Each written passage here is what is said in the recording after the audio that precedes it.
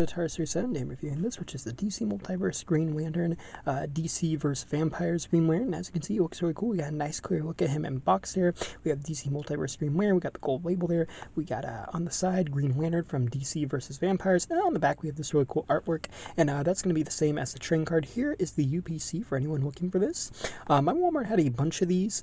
But yeah, and then here's the back of the card too, which does reveal this is Hal Jordan, because I got to thinking, I was pretty sure it was Hal Jordan, but honestly, it could be any Green Lantern. You also get the base too, and I gotta say, he looks really good out of packaging. And this uses the Green Lantern body that they've used a few times, but I think that's one of the best sculpts McFarlane's done, so I'm completely okay with that.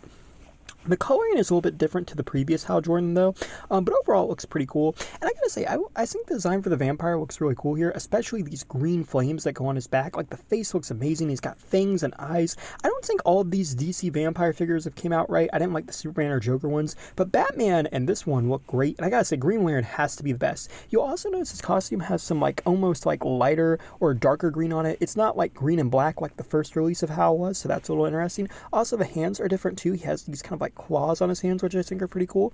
And he does have a sculpted Green Lantern type effect piece that goes onto his hand, which is also really cool. And when you take it off, you can see the ring there. And I gotta say, the details on the ring look really good.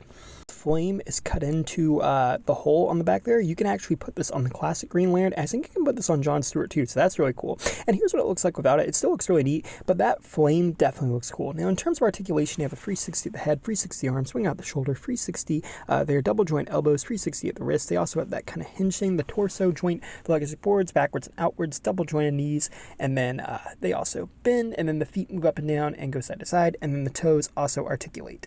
So in terms of articulation, 22 points, pretty much what we're used to at McFarlane, but that's not necessarily a bad thing. And then here's a comparison with that Green Lantern. You could also put on the effect piece to his hand if you want to, but this one is specifically molded for this hand, so I wouldn't recommend it. But overall, I think this looks great, and I really like it. Thanks for watching. Please rate, like, and subscribe.